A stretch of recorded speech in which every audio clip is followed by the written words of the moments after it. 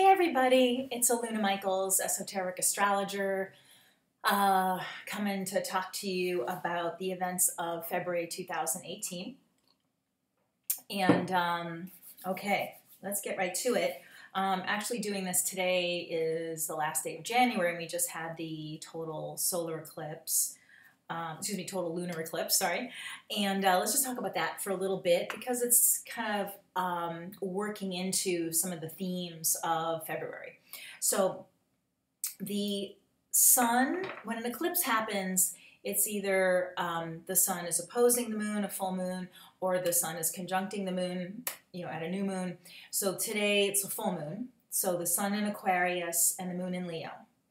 And when we're looking at the themes in general of Aquarius and Leo, Leo is really heart-centered.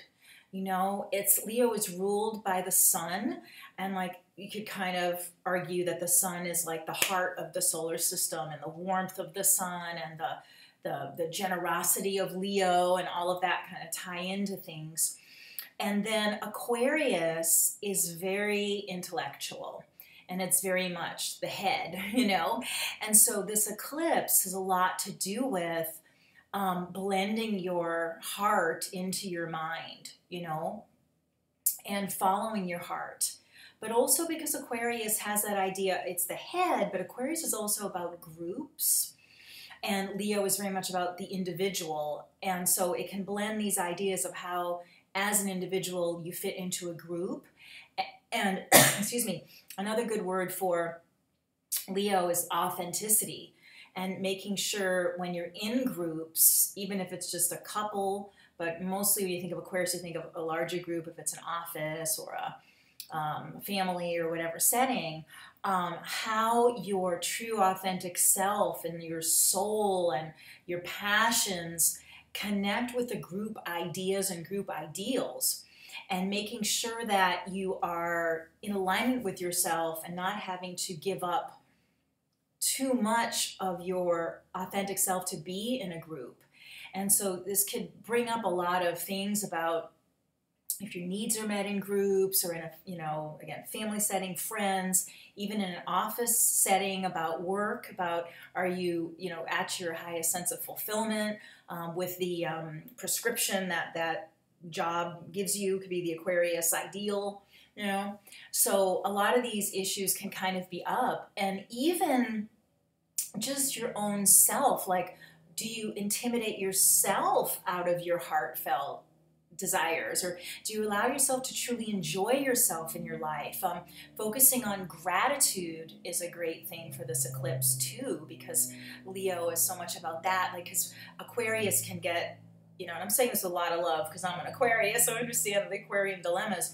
But Aquarius can be very robotic about just moving through life and not really feeling the impact of life. It's I am sort of observing my life, and developing a quality as an observer is wonderful for, on a spiritual path, or rising over your emotions and say, why do I have these reactions? But Aquarius can get almost again, like a robot, what an interesting feeling these people are having, or I am having an interesting feeling and not feeling the feelings, So that eclipse can bring you back to this balance of I also need to feel my life and feel grateful for, even if you're doing a million things with your kids and your family and work and stuff, are you present to the joy of this? Say if your kids are taking them here and there and it's driving you crazy, all the stuff you got to do, think about remember when the kids were born, those children, and or what it felt like, to be expecting that baby, and just wow, the excitement and enthusiasm around all of this. Or when you were single and thought, someday I'll be married and have children, and now here you are, and you're just I'm taking them somewhere, and it can get distant from why you're doing what you're doing. Even if it's a job, say you, studied to get a degree, and it was your passion to, learn about this topic, whatever, and then you're just daily grind of life, and thinking, wait, remember when I said, this is what I want to do, and you are still doing your authentic thing for your career, but it gets lost in the just doing stuffness. So this eclipse can really reconnect you with the passion of why you do things, this motivating full heart that does what it's doing, you know. And so that can be a great balance with Leo and Aquarius. And even if it's, you know, also a group setting or a group of friends, remembering individual group times with each person in the group, and why you're part of this group of friends, or all of that, you know. So that can really help you with this eclipse, and how to infuse passion back into what you do because of that, remembering why you're doing those things, you know, originally. And if you're not feeling passionate, how could you? How could you tap into that? So it might be needing to add things in. And Leo is a lot about dance and laughing and playing, and it can be, you know, little kids and sort of the delight of children, or little, you know, pets, and just simple heartfelt fun is very much about Leo. Or other passions you have that kind of tap you into this just innocent joy of life. So being able to make time for something like that can also re-enliven the rest of your life and have it, again, not feel so robotic. So seeking out those times too if you don't have enough time for that. And it doesn't have to be a whole lot of time with this eclipse, just like tapping into that. So we are going to have a second eclipse February 15th. We're going to have the sun and moon, so both will be in Aquarius. This is going to be a partial eclipse. And then the planet Mercury, your thinking, is also in there. So the sun is, you know, your identity, the moon is the emotional world, and then Mercury is your thinking. And when we get the moon in Aquarius, that is a little more emotionally removed as opposed to that Leo moon that's so, you know. So when you have all those three things working together with eclipses, and eclipses in general are this kind of aha moment looking into your life, and sort of seeing things from behind the scenes, or from, you can see into your subconscious and the patterns and stuff. So when we get into that next eclipse, this can really be like aha moments in your mind. Like just, it can be new directions. Aquarius too is about enthusiasm, but it's sort of different from Leo. But Aquarius can be about like an aha moment, because Aquarius is ruled by Uranus, which is like eureka. And it's like, this is how this could all work together. And that's a theme of Uranus and Aquarius, that in its highest level, Aquarius is like how a mosaic comes together. Like if you look closely at a mosaic, it's like a bunch of little squares and it seems very disparate. But when you step back, you're like, wow, that whole picture. It's like the human family. Like we're all so different, and we don't have to blend to the point where we're all one blob, you know. There's still a distinction. I was watching Project Runway. I'm a big Project Runway fan, and someone was using these different colored fabrics, and Tim Gunn said, you know what happens when you put all those colors together? It just makes brown. And so Aquarius is not about this mushing together of oneness. It's about the glory of all the different colors next to each other, distinctively their own color. So this idea of Aquarius, again, it's that idea of being a unique individual within a group, and how that makes the group pop even more, you know. And the mosaic, it looks chaotic up close maybe, but when you go back from it, it's like, wow, like all these parts of myself don't have to, they're in harmony, but still have their uniqueness. So when you have this eclipse coming in the middle of February, it's like, like how everything can work together, and things don't have to be a fight to be this part of myself and that part of myself, or this person's needs and my needs and that. It's like, we can all coexist in this vibrant way instead of some sort of codependent, like giving up, you know. So it infuses more vitality into things and more excitement, and like, wow, I never would have thought of that, because you're bringing that in, and you know. So so it can be all these parts of yourself in harmony, yet still distinctive entities, you know, or that with other people. So there can be an aha about how that all works together. And part of that's going to come from being true to your heart from this eclipse. You know, when you are true to your heart, you see you can fully be yourself while fully connecting in with the other people, or, you know, all parts of your life can work together. So it kind of takes this daring of the first eclipse to say, this is me, or this is important to me. And then the rest of, like, say, if it's people in the group, like, wow, because you're so more you, it adds to this group, as opposed to you have to surrender too much of yourself. And again, bleh, like a brown blah, where nobody's really happy with the blahness. It's like you could bring your individual coloring to that. So then the second half of February, everything's going into Pisces. Of course, the sun, no big surprise there. Sun goes into Pisces, Mercury, our thinking, Pisces, Venus, which is love, going into Pisces. And right now the planet Neptune is in Pisces. Now Neptune has a 200-year orbit, so it stays in a sign for 14 years.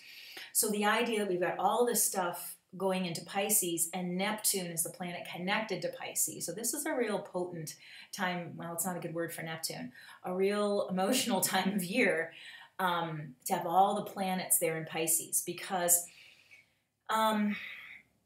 this can bring a sense of edginess in some ways, that with all that stuff in Pisces, it brings up a lot of idealism.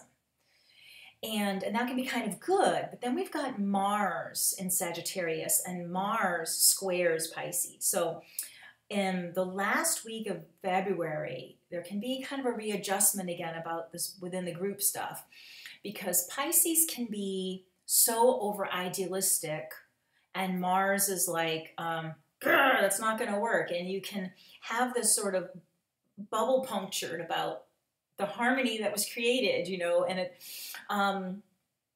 so we can feel like we're creating harmony, and then just watching out for, I don't know if it's over idealism or unrealistic expectations, and knowing that kind of personalities are going to bump up against each other, even in as perfect of a world as you can create, and not to react so much to that, because there's that sense when everything's in Pisces of like, oh, like the perfect bubble, and Mars is like a poke and the bubble pops, you know? And to watch for the overreactions of that and say, that's okay. Like, we're just going to have continual readjustment in this utopia, you know, that's just to be expected, and not to be crushed that some irritant comes up, or, you know, somebody gets a little rebellious or fidgety or something. And so to watch for this like deflation, and to say, you know, this is part and parcel for just sort of being around each other. And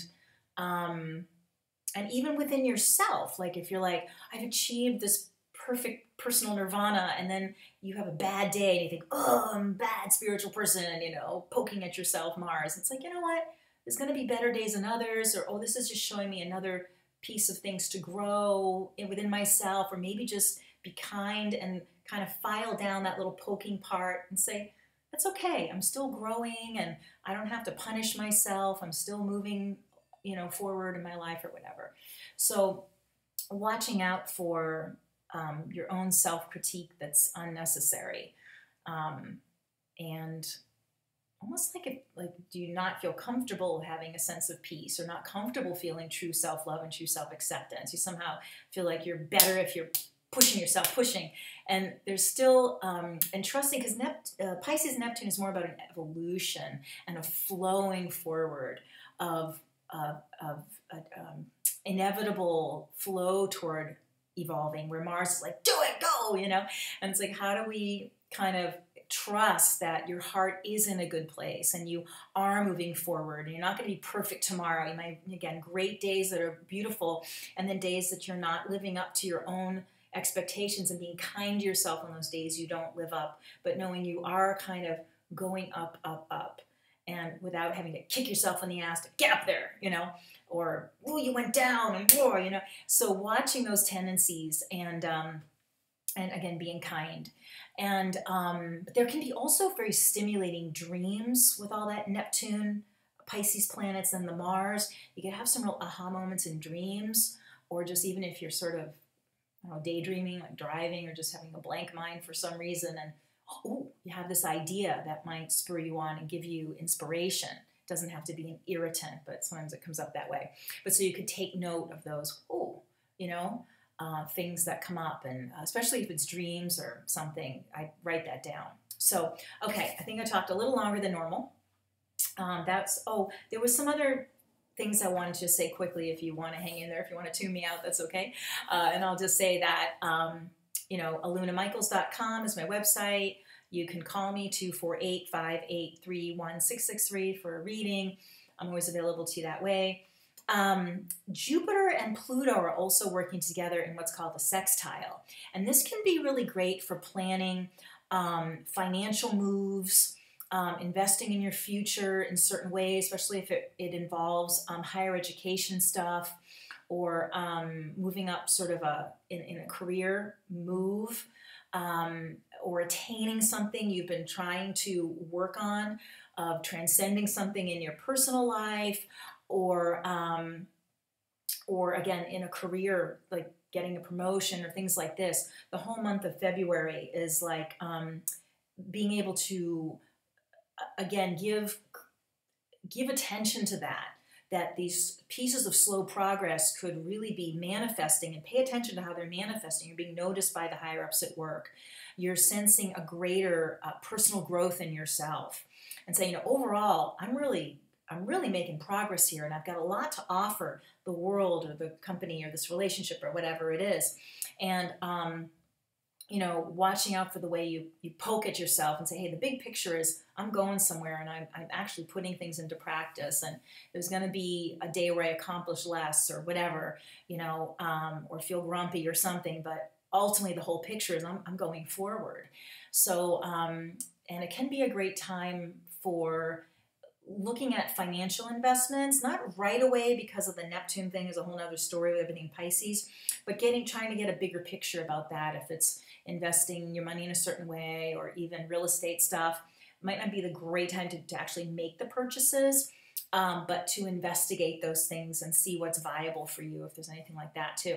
Okay, so now I'm ready to go, and I hope you have a great February. And again, reach out to me here on YouTube, or text, or email, or through my website, and I will look forward to talking to you next month, and bye-bye for now.